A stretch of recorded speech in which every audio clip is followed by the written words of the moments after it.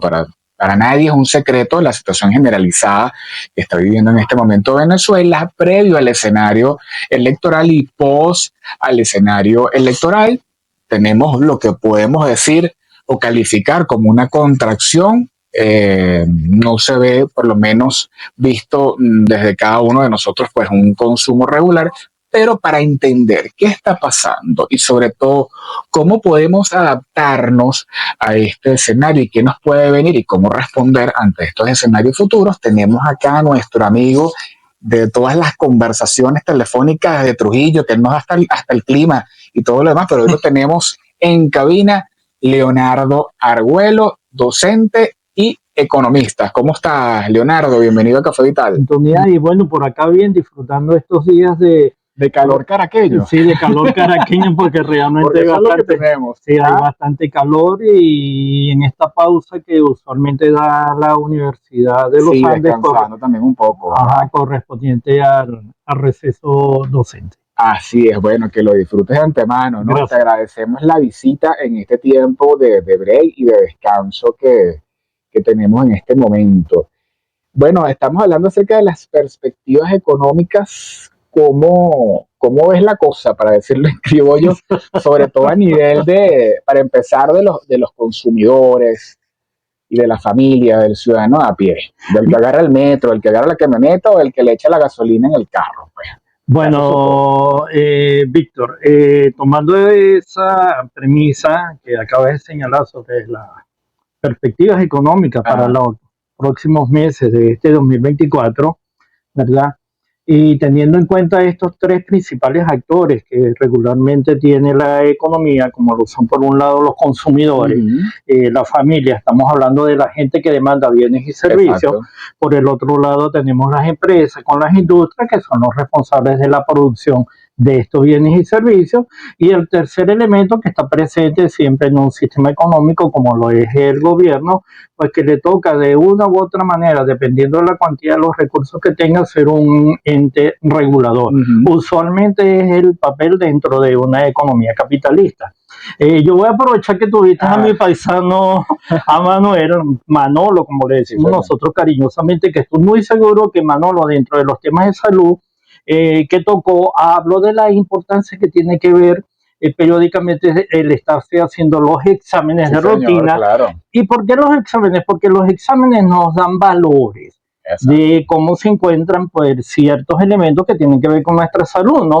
Voy a aprovechar esa metáfora para entonces entrar en la dimensión económica y vamos a hablar, Víctor, de cuáles son esos valores, cuáles son esos indicadores que tiene la economía venezolana en estos momentos post elecciones 2024, luego del 28 de julio, en un clima que desde el punto de vista político simplemente podemos calificarlo de complejo, exactamente, de enrarecido. Ok, entonces hablemos primero de la inflación. ¿Qué nos dice las instituciones que regularmente producen los indicadores de inflación? Por un lado, el Observatorio Venezolano, el Banco Central de Venezuela, el ente oficial con su indicador de inflación, dice que llevamos una inflación para el primer semestre de este año de 3,2%. Y cierra el mes de julio con un indicador de un 0,7%, ¿no? Si vemos unos valores bastante pequeños, pero vamos a ver lo que dice en su contraparte, ¿no? El Observatorio Venezolano de Finanzas señala que tenemos una inflación acumulada de 22,70%. Vemos una brecha, Víctor, bastante amplia ahí entre esos indicadores, y particularmente el mes de julio, el observatorio nos habla que cierra con un 4%. Estas cifras coinciden mucho con lo de CEDICE, Libertad, el Centro de Documentación de la Economía, que nos habla que julio cierra con un 5%, pero en ambos casos la tendencia es al alza. Nosotros en Actualidad Económica Venezuela, que medimos únicamente la inflación que tiene que ver con alimentos, tenemos un valor para el mes de julio de un 7% y tenemos un acumulado de 17,76% para el primer semestre del año. Estos últimos indicadores todos van con tendencia al alza, y en términos generales se está hablando por el lado de estos observatorios de estos entes de la sociedad privada de indicadores de inflación que pudieran estar alrededor de un 40-45% al cierre de este año. Sí, esto obviamente tiene que ver o está relacionado con otro tipo de variables, ¿no? Ahora vamos a ver el dólar. Importante pregunta. Sí, vamos a ver qué nos dice el dólar. Entonces, el dólar del Banco Central de Venezuela nos señala que el crecimiento del mes de julio fue de un 0,47%. Y en el del mes anterior fue de un 0,33%. Estamos hablando de un valor del dólar que hoy está alrededor de 36,60. El dólar libre cerró en julio con un 40,03%, un 5,52% de aumento con relación al mes inmediato anterior, que fue julio, ¿verdad? Que fue de 39,75, y aquí es donde vemos el salto. Porque junio ese dólar libre se había incrementado en un 1,11% con respecto a mayo, pero de julio para junio vemos un salto de un 5,52.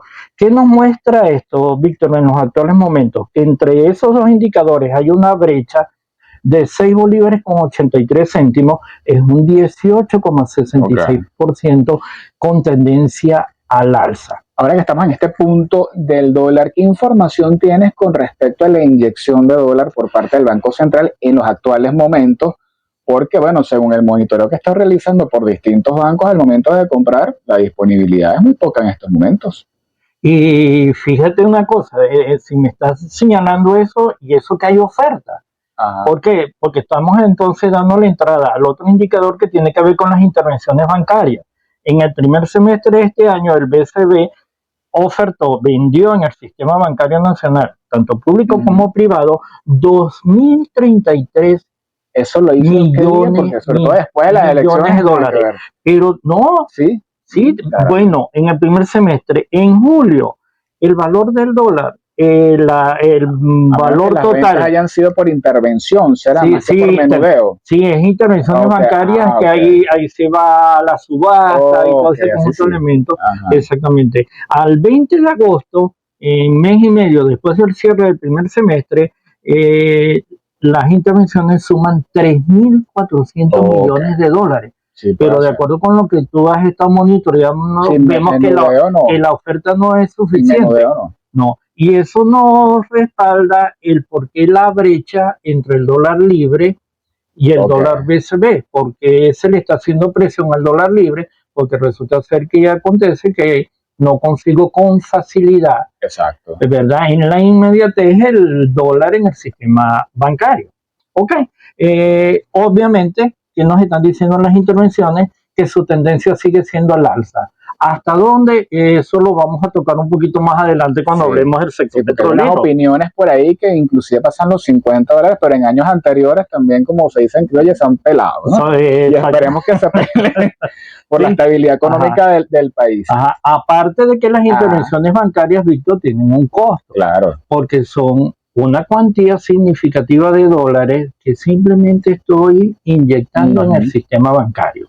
No estoy invirtiendo, no estoy financiando, que pudiera tener una política de crédito más significativa que aquel actual. De eso vamos a hablar un poquito más adelante. Entonces prácticamente es lo que nosotros los economistas llamamos, es como que si estuvieras quemando dinero. Metes dinero ahí como en una especie de saco roto, y que finalmente nunca terminas de saber cuál es el destino final de esta cuantía de dinero, ¿no?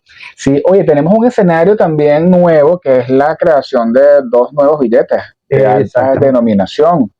¿Qué tanto puede esto impactar en la inflación? Años anteriores, sí, recuerdo, algo se decía, pero como economista y especialista en la materia, ¿qué tanto puede esto afectar a la economía? Pues no solamente psicológicamente nos pega. Psicológicamente. Sí, psicológicamente nos pega, porque a nosotros nos viene en la inmediatez la tercera reconversión monetaria. Exactamente, en términos de la hiperinflación, ese volumen de dinero. Entonces uno dice, tú asocias eso, ves nuevos billetes que aumentan el cono monetario de 200, de 500 bolívares, y tú dices, epa, que viene, epa, que viene. que viene, ¿no? Mm. Porque resulta ser que ya ese billete de un valor nominal pequeño, pues si nos ponemos a ver, Víctor, ya no nos alcanza, ¿no?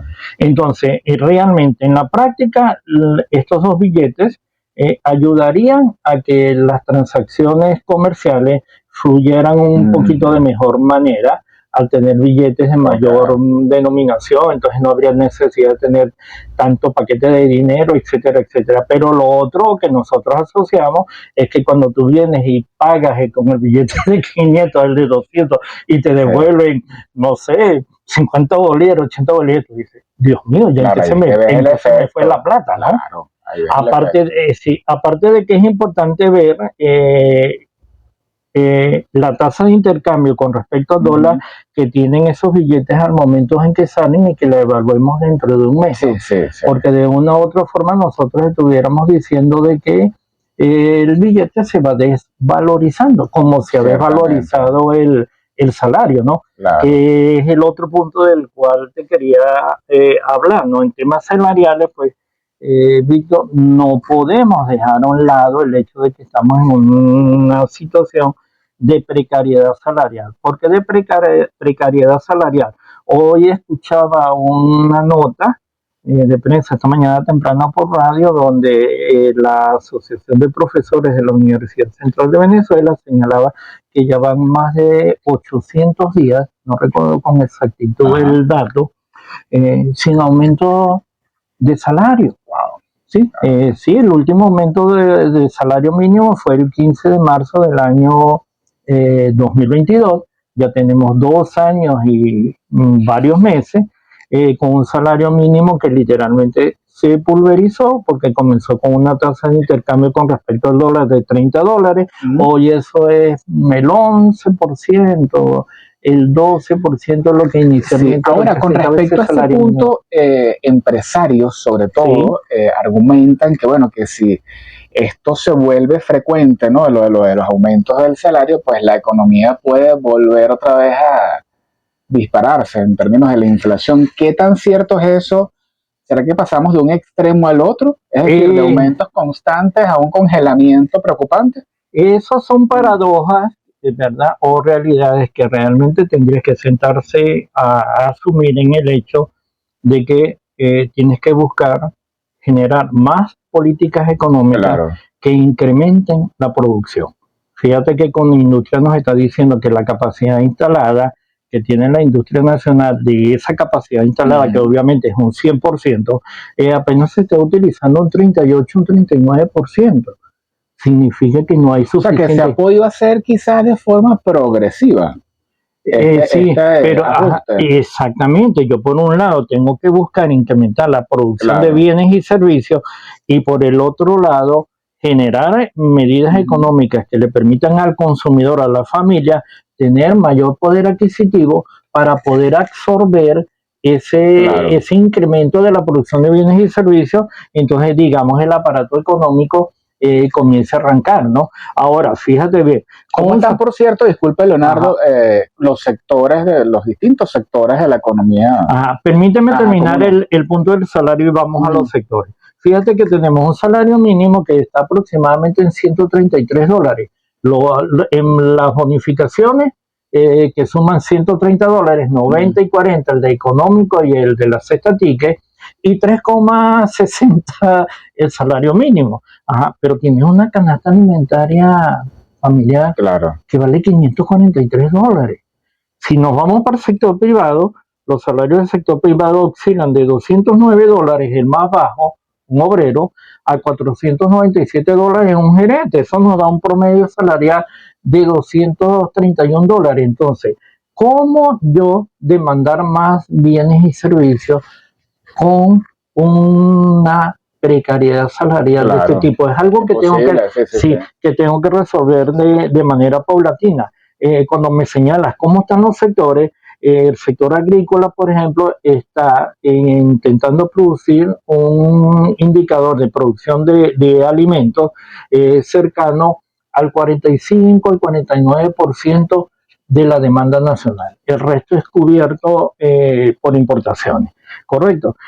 Por ejemplo, en el sector lácteo no pasa de 4 a 5 millones de producción de litros diarios de leche. Tú me dices, ¿y ese millón por qué esa oscilación de 4 o 5?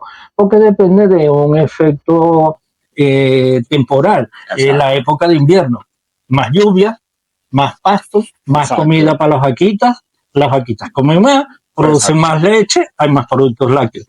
Entramos al verano, disminuye la producción. Sí, entonces es un efecto temporal. Ok, ahorita vamos con las cosechas de maíz y arroz, posteriormente viene la caña de azúcar, un sector lácteo que apenas utiliza, imagínate tú, el 35% de su capacidad instalada. O sea, tenemos como producir más productos lácteos, ¿no? Producíamos más productos lácteos hace unos 13, 14 años. Sí, para el 2012 sí, teníamos una economía que en términos, comparándola con el valor de hoy, esta economía se ha reducido en un 75%. Te lo ilustro con una metáfora rapidito. Pensemos en una torta de 1 kilo. La partes en 4 pedazos. Cada pedazo es 1/4 kilo.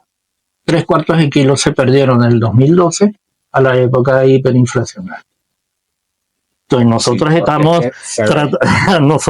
tratando, inclusive en la disminución de las marcas también. Claro. Entonces nosotros estamos intentando recuperar una torta de 1/4 kilo, que fue la que me quedó. Entonces cuando nos hablan de indicadores de 10%, nos dice, pero crecimos bastante. Sí, pero es el 10% de 250 gramos.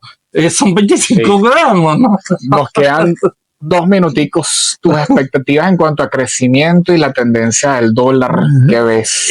La tendencia del dólar a aumentar, ¿sí? Los indicadores están hablando de alrededor de un valor del dólar que pudiese estar ahí en torno a unos 50 bolívares. Todo va a depender del tema de las licencias. Esa es la estimación que tú haces al cierre del 2024. Sí, 50, 45 bolívares, pero todo está muy incierto. Es difícil pronosticar por el tema de las licencias petroleras. Eso va. Los indicadores de crecimiento económico nos están hablando. El gobierno habla de un 8,58% para el primer semestre, dice que cerramos el año con un 10%, significa que sería de un 1,5% el segundo semestre. Entonces esa cifra tú dices, ¿qué pasó aquí? En un primer semestre 8,5%, luego para el resto del año 10%, aparentemente hay una ralentización. CEPAL da un pronóstico del 5%, Programa de Naciones Unidas habla de un 4%, coincide con una ecoanalítica que habla de un 4,2%, el Observatorio Venezolano habla de un 3%. Víctor, yo creo duras penas que el indicador de la tasa de crecimiento pueda superar el 4%. Con Industria habla de una cifra exagerada, no sé dónde la sacaron, imagínate tú que habla de un 10%. En el contexto de esas expectativas, ¿qué esperar? Las licencias. Y la licencia 44A. La licencia 44A es una extensión de la licencia 44. Y la licencia 44 es extremadamente importante porque es la que ha permitido vender el petróleo, pero utilizar el sistema bancario internacional de manera legal. Eso significa que yo vendo petróleo a precios del mercado. Exacto. Esa licencia se venció el 17 de abril, tiene una extensión. Por eso hablamos de la licencia 44A. No sabemos qué va a ocurrir con esa licencia, ¿verdad? ¿Qué va a pasar con las sanciones? Si las sanciones se restablecen, perdemos el mercado internacional, tenemos una recuperación de la producción petrolera, es cierta. Pequeña, pero la tenemos. Alrededor de 940 barriles diarios de petróleo. Pero si pierdes el mercado norteamericano, tienes que ir a otros mercados. Como los BRICS, ¿no? Pudiese ser los chinos ya no te están comprando porque recordemos que la economía china también está pasando por una crisis económica, particularmente el sector inmobiliario. Entonces tú vendrías, pero pierdes el sistema financiero internacional. Entonces tú tendrías que vender petróleo, diríamos en criollo, bajo cuerda, y ese bajo cuerda significa que ya no lo vendo a precios de mercado. Entonces un petróleo más barato significa menos ingresos.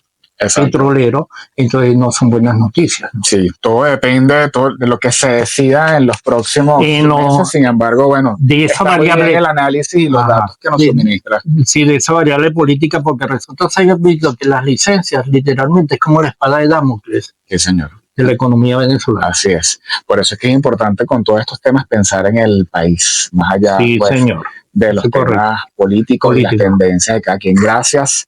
No, gracias a ti por la invitación. Café Presencial de Economía. Y bueno, gracias a ustedes por su participación.